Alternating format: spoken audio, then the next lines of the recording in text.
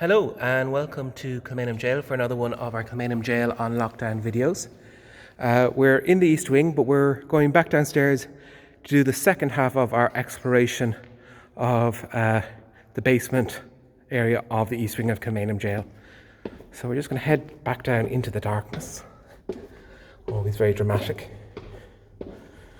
So the last time we very much explored the Victorian section of this part of the jail, and we looked at the kitchens and the laundries down there. But today we're going to look at the other half of this basement area and see actually a much older part of the jail.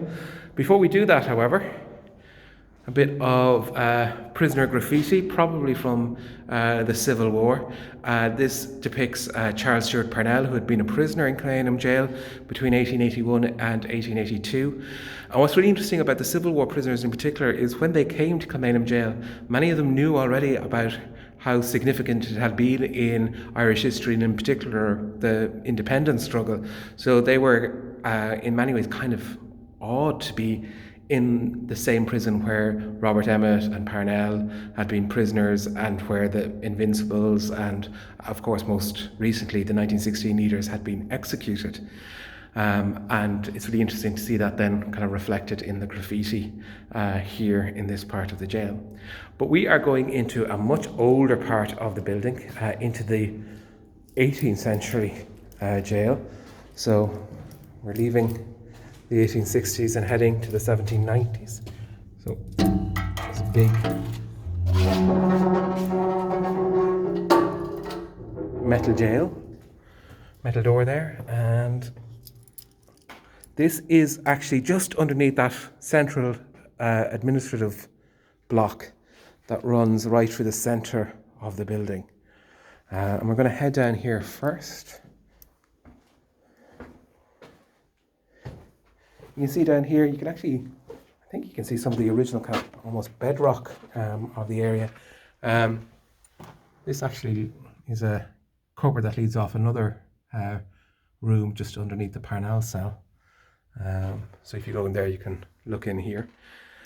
And then if we head through here, you can see the kind of cobbling on the floor. Just above us, yeah, you can see the ceiling. It's quite a modern ceiling. It's actually, that's the floor of the, what's referred to as the Robert Emmet cell. And then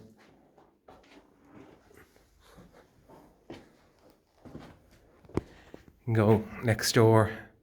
And again, you can see these two small windows.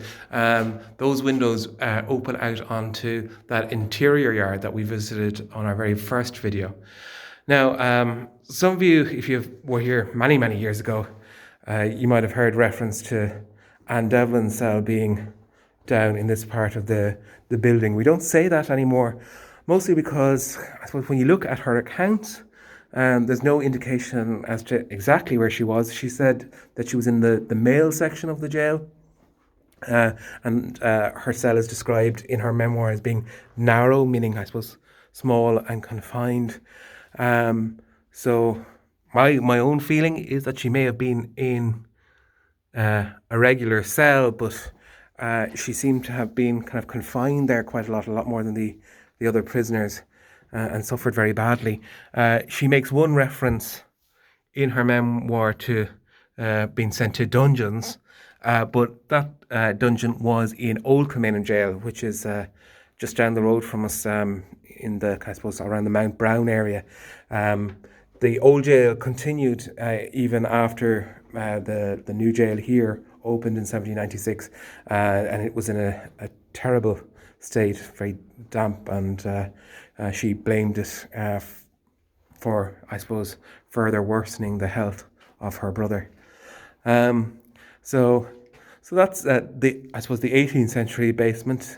It looks a little bit creepier than the other part, obviously, but it's just kind of really interesting just to get a sense of where you are in the building. If we just go in here, then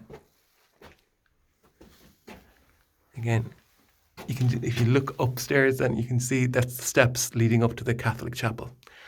Okay, so that's it for today, and hopefully we'll see you soon on our virtual tours of the lesser spotted Kilmainham jail.